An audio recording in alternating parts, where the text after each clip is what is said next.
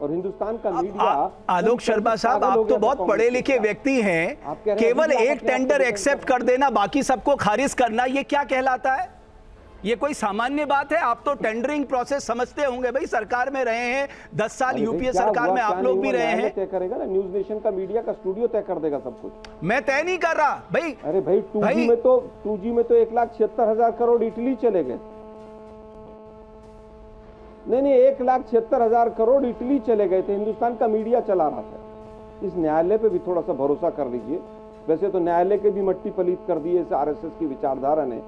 जिस देश के अंदर चीफ जस्टिस ऑफ इंडिया के जूते मारे जाते हो और उसके बाद कोई एक्शन ना लेता हो, और मीडिया के निर्लज्ज लोग उसी व्यक्ति का जूते मारने वाले का इंटरव्यू लेते हो, देश कहां जा रहा है आप समझते हैं? लेकिन आलोक शर्मा साहब, मेरा सवाल वही है कि क्या बिहार चुनाव के प्रोस्पेक्ट्स पे इसका असर पड़ेगा? क्योंकि आप भी तो, अगर आप देखें महागठबंधन का आप दूसरे सबसे बड़ा दल है बिहार की राजनीति में।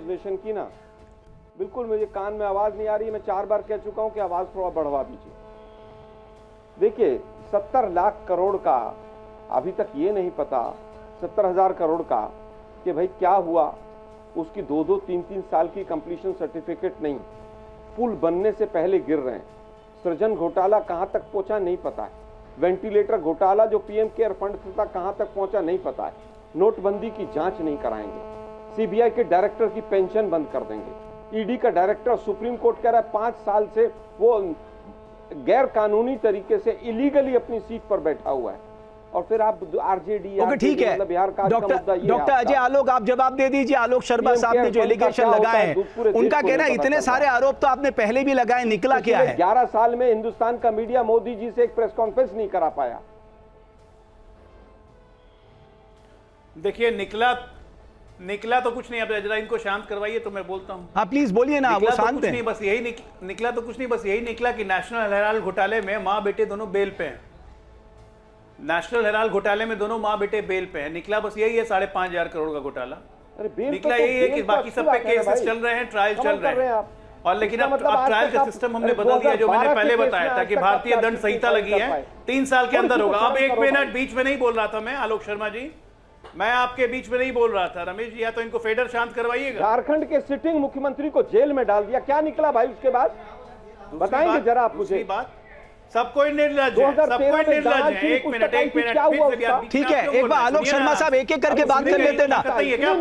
आलोक जी, मैं आपके पास आऊंगा। डॉक्टर अजय आलोक को अपनी बात रखने दीजिए, उसके बाद मैं आता हूं आपके पास।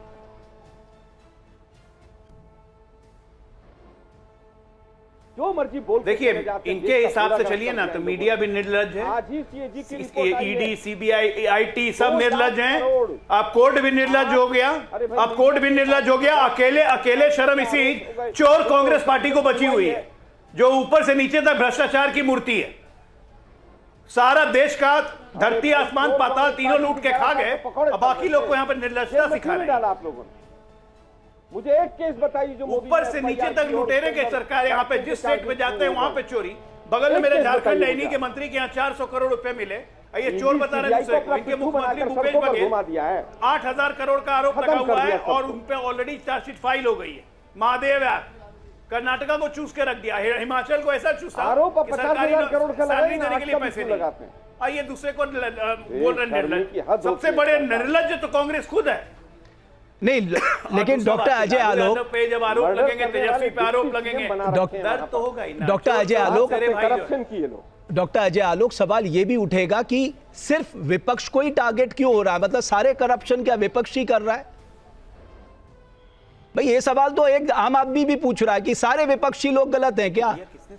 जहां आपकी सरकारें चल रही वहां सब ठीक चल रहा है। भाई मैं ये कह रहा हूं रमेश जी, अगर यहां हमारी सरकारें चल रही है, कहीं भी अगर भ्रष्टाचार के आरोप हैं, इनके पास सबूत हैं, अगर ठीक है हमारी सरकार जांच नहीं करेगी, इनको न्यायालय में जाके फाइल करना चाहिए। जैसे चारा घोटाले में हम लालू जी के खिलाफ हाई कोर्ट में गए थे और हाई कोर्ट ने सीबीआई मॉनिटर्ड इंक्वायरी करवाई, जो कोर्ट के द्वारा मॉनिटर्ड थी। आपके पास हमारे खिलाफ आरोप है कहीं पे, कोर्ट जाइए। किसने मना किया? जेल भिजवाइए हमें। किसने मना किया आपको? ठीक है, मनीष कश्यप साहब भी हमारे साथ जुड़े हैं जनसुराज से। मनीष कश्यप साहब, मैं पहली टिप्पणी जनसुराज की चाहता हूं, जो आज आरोप तय हुए हैं लालू प्रसाद यादव उनकी फैमिली पर।